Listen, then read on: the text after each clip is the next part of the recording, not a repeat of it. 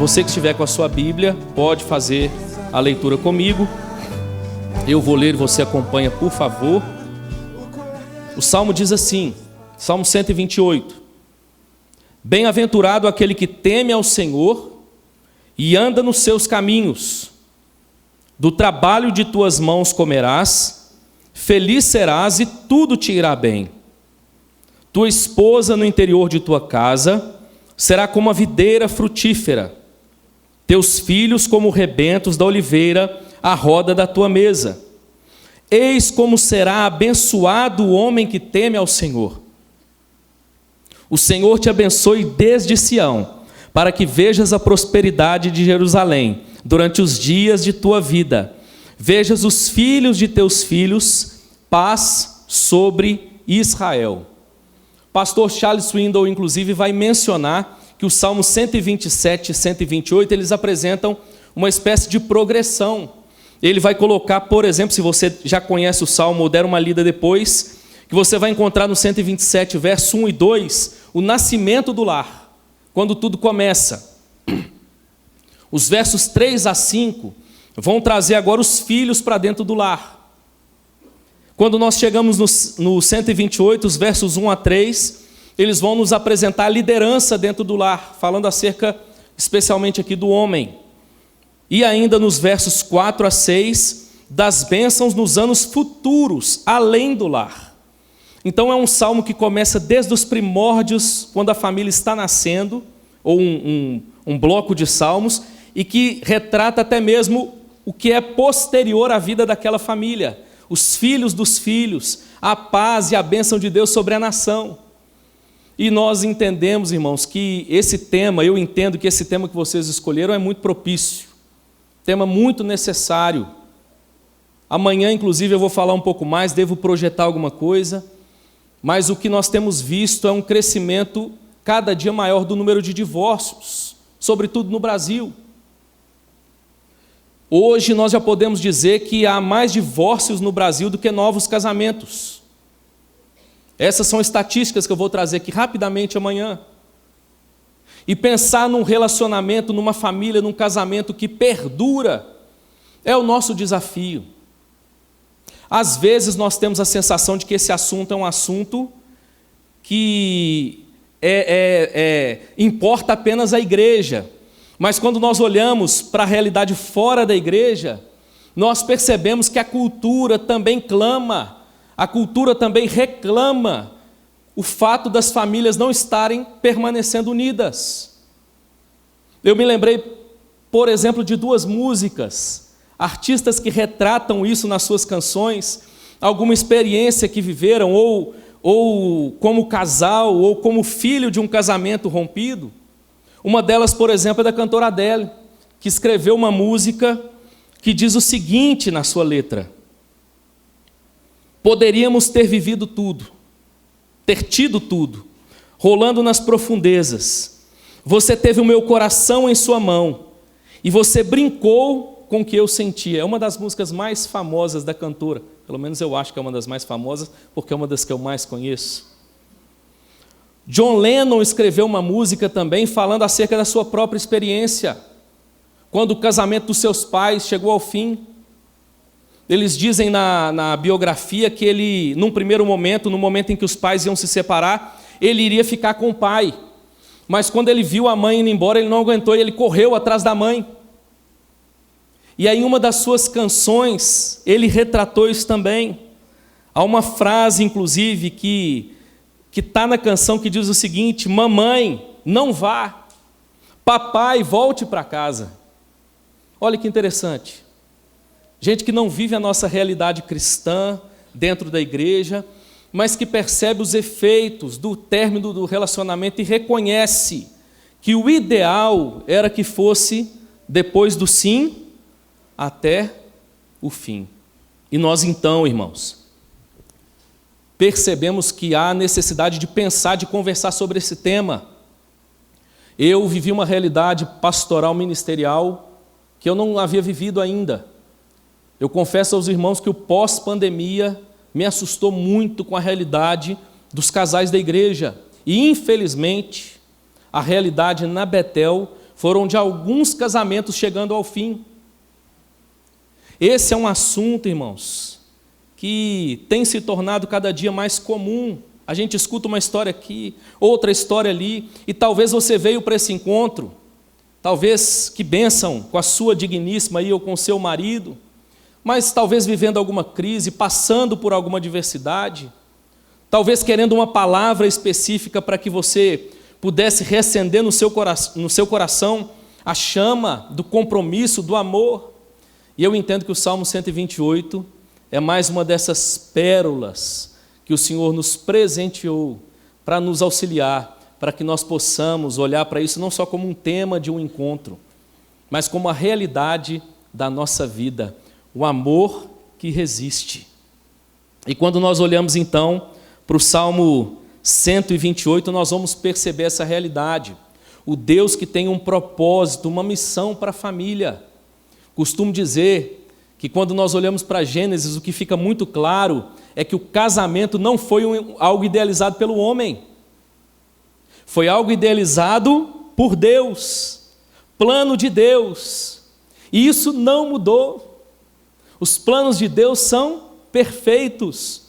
Nós é que somos imperfeitos e na nossa imperfeição muitas vezes estragamos aquilo que Deus projetou de maneira tão bela. Mas o Salmo 128, irmãos, ele nos relembra essa graça que é entender o casamento da perspectiva de Deus, entender a família da perspectiva de Deus.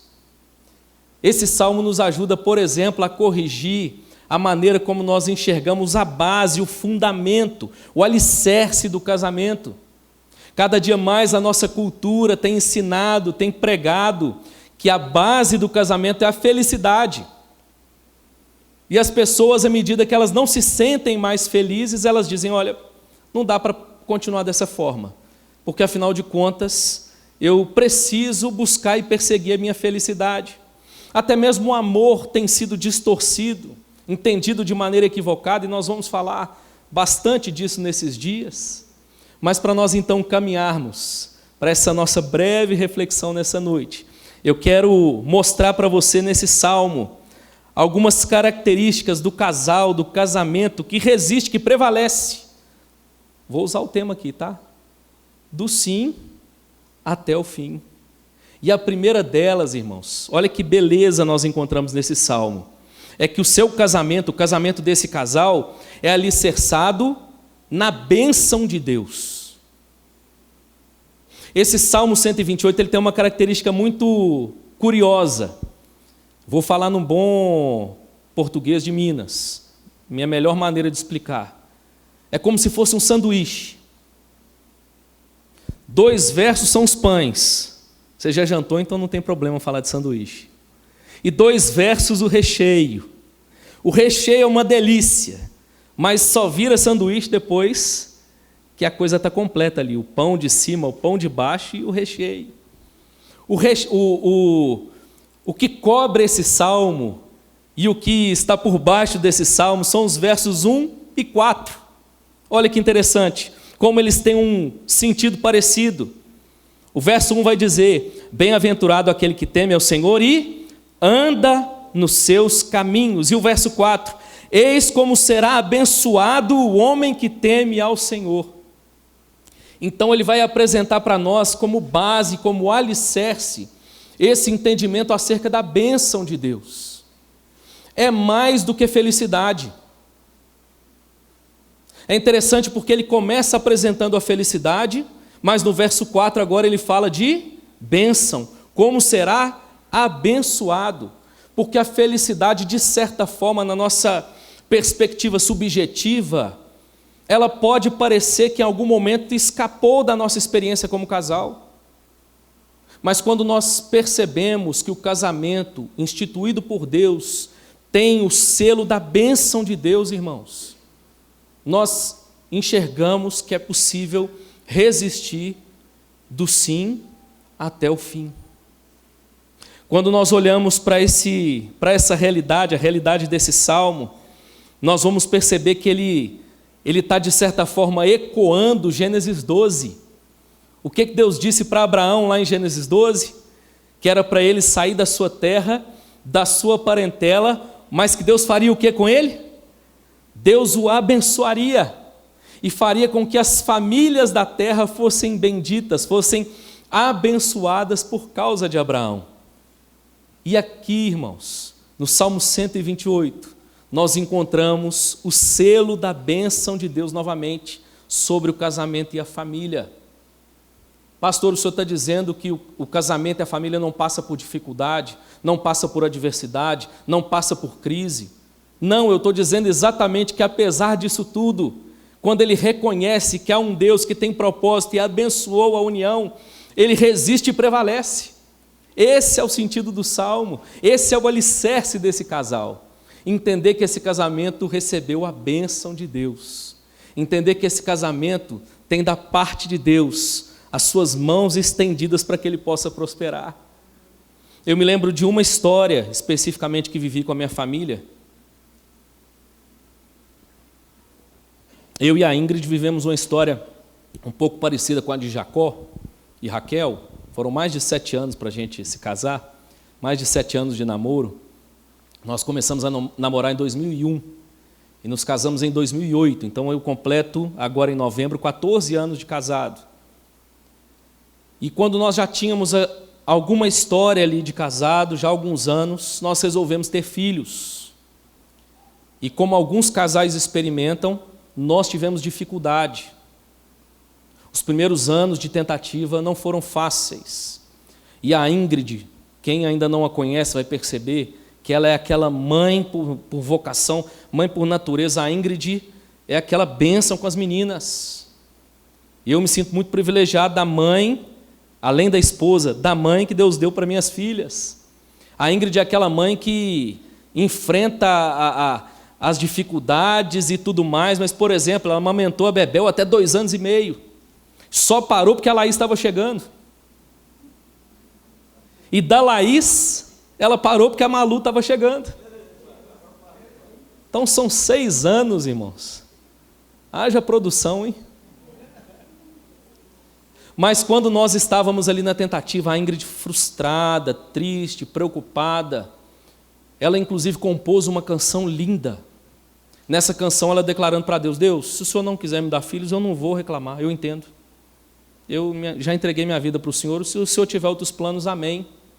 E ela veio compartilhar comigo a música. Eu disse: olha, a música é linda, pode ser um testemunho, mas Deus ainda não falou comigo que nós não vamos ter filho, então nós vamos continuar tentando. E pouco tempo depois, coisa de 1 mês, ela descobriu que estava grávida. Bênção, festa, alegria. Quando fomos fazer o ultrassom de 24 semanas, descobrimos que a nossa filha tinha má formação. A Bebel tinha um percentual grande de ter algumas síndromes, um percentual ainda maior de nascer com problema cardíaco. E foi um negócio diferente. Uma outra hora eu te conto o detalhe do que aconteceu antes do exame.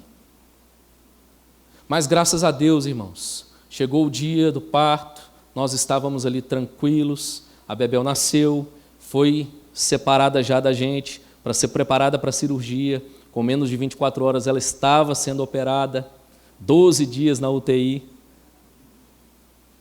A Ingrid achando que ela não ia conseguir amamentar. E Deus conduziu todo o processo. Pastor, o senhor está dizendo que é assim com todo mundo? Não, nem sempre. Mas que eu reconheço no meu casamento a bênção de Deus. Foi o Senhor que me uniu à minha esposa. E em meio às adversidades que nós enfrentamos, uma convicção eu tenho: Deus abençoou a nossa união. Então, quando a adversidade vem, o que a gente faz? Descansa em Deus. Porque a gente crê que sobre a nossa união repousa a bênção do Senhor. Que privilégio entender isso, meu irmão. Mas é interessante que o Salmo não está dizendo que isso é para qualquer pessoa. Antes disso, até quero deixar para você uma frase do Chesterton, que eu achei muito bonita, fazendo inclusive tendo essa percepção de como a felicidade não deve ser a base do casamento. Chesterton disse o seguinte: um homem é feliz por se casar com a mulher que ama, mas é ainda mais feliz por amar a mulher com quem se casou. Entendendo, inclusive, irmãos, que quando há compromisso, ainda que o amor, em algum momento, ele passe por alguma adversidade, meu irmão, quando nós cremos que é a bênção de Deus, nós podemos repousar o nosso coração no Senhor e descansar no cuidado de Deus. Mas olha que interessante, essa promessa não é para todos os homens. Ele não diz que abençoado é todo mundo que se casa. A ênfase dele aqui está em qual família? Bem-aventurado aquele que teme ao Senhor e anda nos seus caminhos. Aqui há um paralelismo. E ele vai dizer novamente lá no verso 4, eis como será abençoado quem? Aquele que teme ao Senhor. Então, em segundo lugar, irmãos, nós vamos perceber como segunda característica desse casamento, desse casal que resiste do sim até o fim, que o seu casamento é alicerçado no temor de Deus. Guarde isso no seu coração. O seu casamento é alicerçado no temor de Deus. Temor que pode ser traduzido aí por um português ainda mais claro, como um respeito adquirido ou conquistado. E eu quero te mostrar como na própria palavra de Deus, Deus deixa isso claro para a gente, que Ele não só deve ser temido por quem Ele é, mas Ele reivindica o temor por aquilo que Ele faz. Você quer um exemplo? Que em geral a gente lê os 10 mandamentos sem perceber, quando nós olhamos para Êxodo 20, a gente já olha para os 10 mandamentos assim, não farás, não farás, não farás, mas tem algo antes, tem o verso 2, e no verso 2 ele diz assim, eu sou o Senhor teu Deus, que te tirei da terra do Egito, da casa da servidão. É porque Deus agiu com mão forte, abençoando o seu povo, retirando o seu povo, participando da sua história, que Deus agora reivindica o direito de ser temido. A obediência dos 10 mandamentos é resultado da graça de Deus. A questão nunca foi meritória, irmãos, nem no Antigo Testamento. Ela é resultado de um Deus que se identifica com o seu povo, que agracia o seu povo, que abençoa o seu povo, e a obediência agora é natural para esse povo. Precisa ser assim. O temor do Senhor. É interessante que quando nós olhamos para o temor, pensamos no temor, nós podemos, para entendê-lo de maneira mais didática, organizá-lo numa espécie de degraus de motivação da obediência. Quando nós reconhecemos que sobre nós repousa a bênção de Deus, o temor e obediência a Deus precisa ser natural, mas eu quero te dizer que ele ainda pode ser, de certa forma, primitivo, e talvez ele ainda não tenha sido aperfeiçoado na caminhada de muitas pessoas. E é isso que eu quero pensar com você de maneira didática. Por exemplo, o temor ele pode nascer, num primeiro momento, como fruto do medo. Então, quando nós tememos algo, nós temos medo de algo, nós então respeitamos a Deus. Eu me lembro, por exemplo, sobre uma experiência que eu tive de desobediência, e que a partir dali eu nunca mais esqueci. Eu tinha uns 12 anos, e eu estava mexendo numa bicicleta com um amigo, inventando uma manutenção na garagem do prédio, e voltei para dentro de casa. Meu pai olhou para mim, sentado no sofá assistindo televisão, e disse assim, menino, vai calçar o chinelo. Qual pai que não fica de olho no filho, né? E eu, como um filho rebelde que era, virei para ele e falei assim, pai, fica tranquilo, eu sei o que eu estou fazendo. Peguei um copo de água para o amigo, fui lá para fora, servi água para o colega, ele tomou a água, colocou o copo do lado, e eu vim descalço e esmaguei aquele copo. Sabe aquele negócio de filme assim que o sangue dá até uma... Alguém veio, amarrou uma camisa no meu pé, meu irmão mais velho me pegou no colo, correu para dentro de casa, pai, pai, chamando meu pai. Cortou o pé, pai. E meu pai, do jeitinho que ele estava sentado no sofá, ele só estendeu a mão e fez assim. Ele sabe o que ele está fazendo. Claro que depois ele pegou, levou para o hospital, tomei alguns pontos e tudo mais. Depois desse dia, Quando eu ia fazer alguma coisa, ele só me lembrava: você sabe o que você está fazendo? E às vezes eu obedecia, mas pelo medo. Não, pode acontecer alguma coisa comigo. A consequência pode ser ruim, mas essa ainda é uma forma muito primitiva. O temor que Deus requer e deseja que nós tenhamos, o respeito por Ele, ele precisa evoluir, irmãos. E nessa escada a gente pode colocar depois a raiva. Tem gente que tem respeito por raiva. Ele obedece por raiva. Às vezes há ira no coração, às vezes a gente percebe isso no comportamento dos filhos. Tem uma história do filho, não sei se você já ouviu, que o pai dá uma ordem para ele, ele diz assim: pai, eu vou fazer, mas por dentro eu não estou fazendo. É mais ou menos esse o sentido, mas evoluindo, irmãos, a gente pode ter uma certa atitude de indiferença. Quando você faz, mas vou fazer porque já que falou. Evoluindo um pouco mais, nós chegamos então ao temor que é fruto do amor, o desejo de agradar, o desejo de honrar. E é nessa esfera, nessa escala, irmãos, que Deus deseja ser temido pelo seu povo. E como casal nós precisamos amadurecer no temor do Senhor. Isso significa, irmãos, que os nossos olhos precisam ser santos. Os nossos planos, os nossos projetos. E nós precisamos caminhar, como diz o Salmo, no temor do Senhor.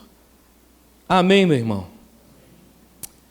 Mas é bonito porque essa obediência que é resultado da graça e do cuidado de Deus, da bênção de Deus, ela traz consigo alguns benefícios para nós. E esse salmo também vai abordar essa verdade. Ainda que o temor a Deus seja fruto do amor, olha, por amor ao Senhor eu não faço isso. É como José. Lembra-se de José na casa de Potifar? Ninguém está vendo. É ele e a mulher de Potifar. Mas o que José diz? Não posso pecar contra o meu Deus. E nem contra o meu Senhor. Precisamos nos lembrar, irmãos, que a razão pela qual essa frase precisa não só bater aqui no ouvido, mas descer para o coração, é por temor a Deus. Deus tem um plano, e esse plano é abençoar a minha família. E ainda que por alguma circunstância isso não esteja claro, pelo temor do Senhor, eu persevero até o fim. Mas para terminar, irmãos, olha que bonito. Quando nós olhamos então para o verso 2 e 3, e para o 5 e 6 também, mas especificamente o verso 2 e 3, eles vão nos apresentar o recheio do nosso sanduíche lá atrás. Olha o que ele diz: tua esposa no interior de tua casa será como a videira frutífera, teus filhos como rebentos da oliveira, à roda da tua mesa. Eis como será abençoado o homem que teme ao Senhor. O 5 e o 6, o Senhor te abençoe desde Sião, Jerusalém, para que vejas a prosperidade de Jerusalém durante os dias de tua vida. Vejas os seus netos, os filhos dos teus filhos, paz sobre Israel. Aqui, irmãos, o que nós vamos encontrar agora é uma espécie de lista, como exemplos de como essa bênção de Deus se manifesta. Então nós podemos aprender aqui, então, para terminar, que esse casal que resiste do sim até o fim, seu casamento é alicerçado também na providência de Deus. Ele crê no Deus que tem o controle da história, ele crê no Deus que tem o controle das circunstâncias, e ainda que algo fuja ao seu controle, ele sabe que existe um Deus que tem o controle de todas as coisas, e ele pode descansar, que ainda que os seus olhos não vejam, ainda que lhe falte a capacidade de mudar algumas circunstâncias, há um Deus que pode. E ele então persevera do sim até o fim. Os exemplos que ele vai citar aqui, irmãos: sua esposa no interior de sua casa será como a videira frutífera. Pastor, por que o senhor está dizendo que isso é um exemplo? Porque nem todo ser humano vai experimentar isso aqui até o final da vida. Mas isso não significa que ele deixa de ser abençoado. Como nós falaríamos com as pessoas, por exemplo, que experimentam um abandono? Como nós falaríamos, por exemplo, com as pessoas que experimentam a viuvez? Mas há a bênção de Deus sobre aquele que caminha no temor do Senhor. Então é um exemplo de como essa bênção se manifesta. Outro exemplo, teus filhos como rebentos da oliveira. A roda de tua mesa significa, pastor, que tem que ter uma mesa grande, um monte de filho ao redor da mesa, é por isso que o senhor está com 3 e contando? Não, irmãos, porque como nós ficaríamos com aqueles que talvez por algum motivo o Senhor escolheu não abençoar dessa forma?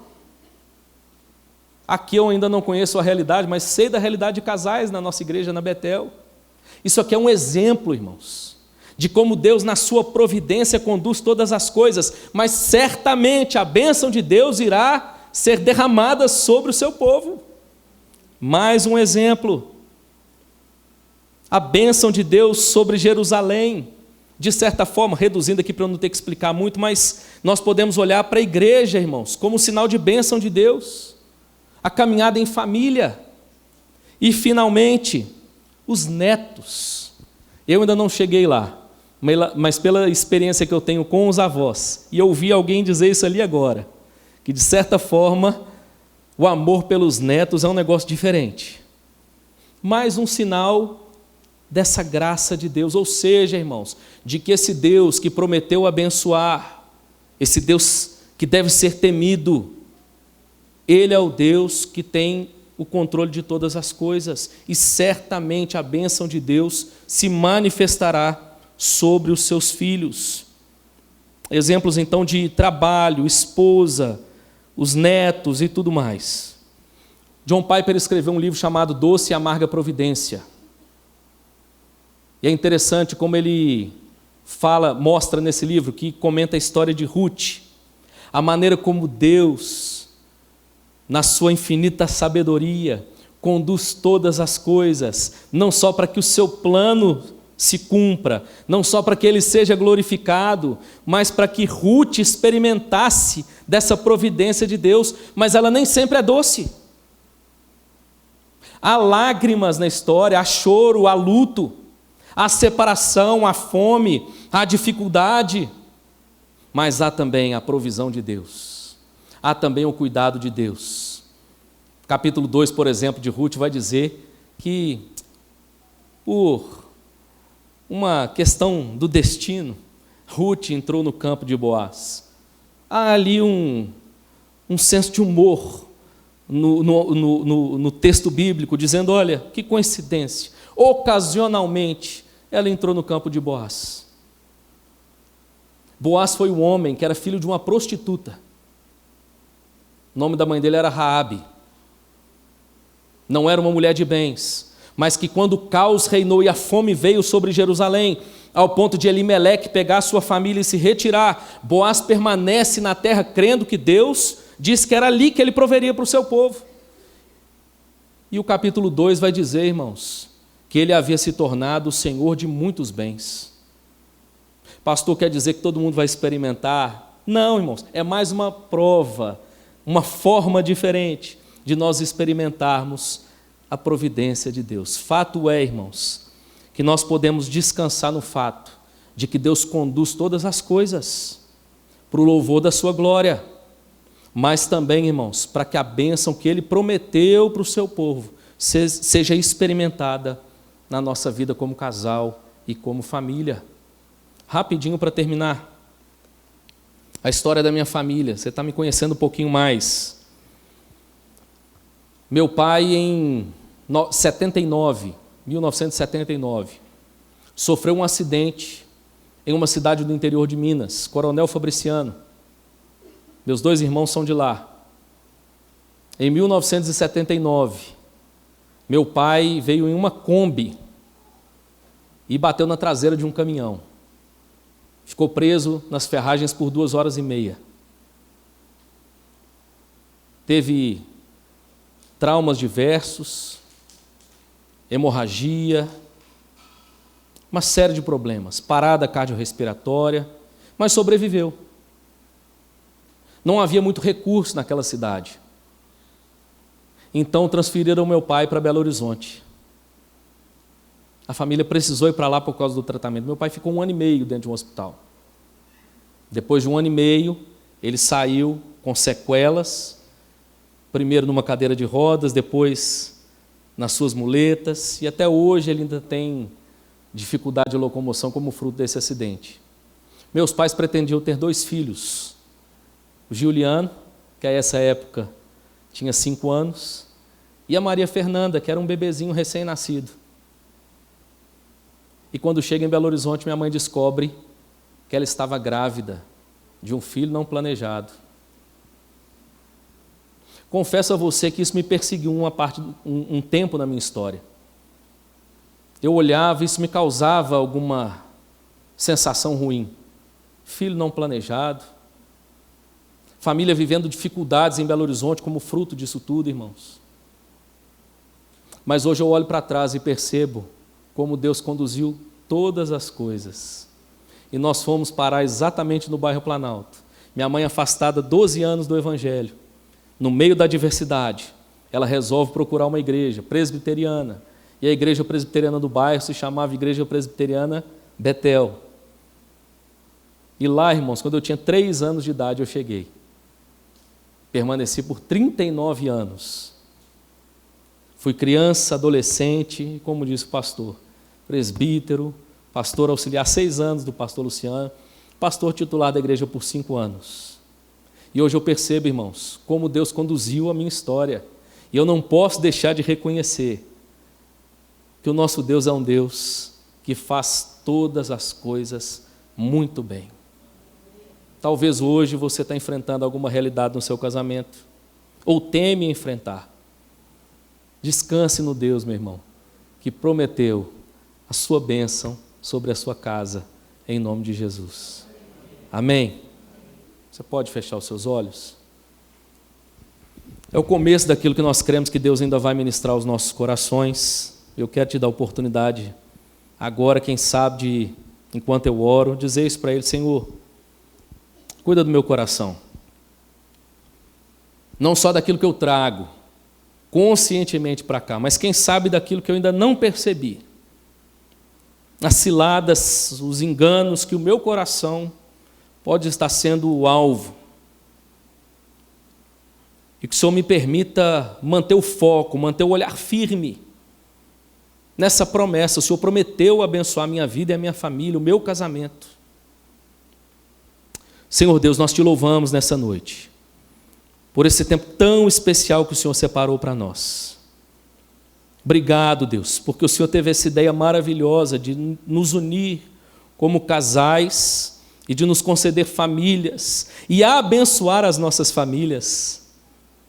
Como é bom nos lembrarmos de Gênesis 12, e o Salmo 128, para que o nosso olhar não fique de maneira equivocada sobre Gênesis 3, o primeiro casal que caiu, que falhou, e assim o nosso coração não seja invadido pelo pessimismo, como muita gente tem carregado por aí, a sensação de que o casamento é uma péssima escolha, a sensação de que permanecer casado por muito tempo é um fardo.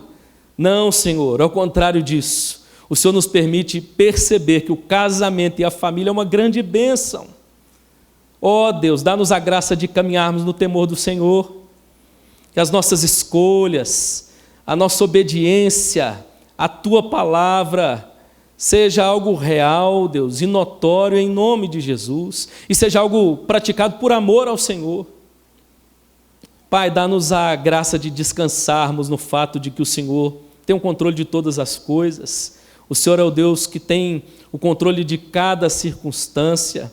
E ainda que algo fuja àquele nosso projeto inicial de vida, o Senhor tem planos melhores a nosso respeito. Obrigado porque muitas vezes os nossos planos são frustrados, porque o Senhor tem pensamentos, o Senhor tem caminhos, o Senhor tem planos mais elevados que os nossos. Nós te louvamos, Pai, por essa graça, por essa bênção, e oramos em nome de Jesus. Amém. Que Deus te abençoe, abençoe a sua vida, a sua família, o seu casamento, em nome de Jesus.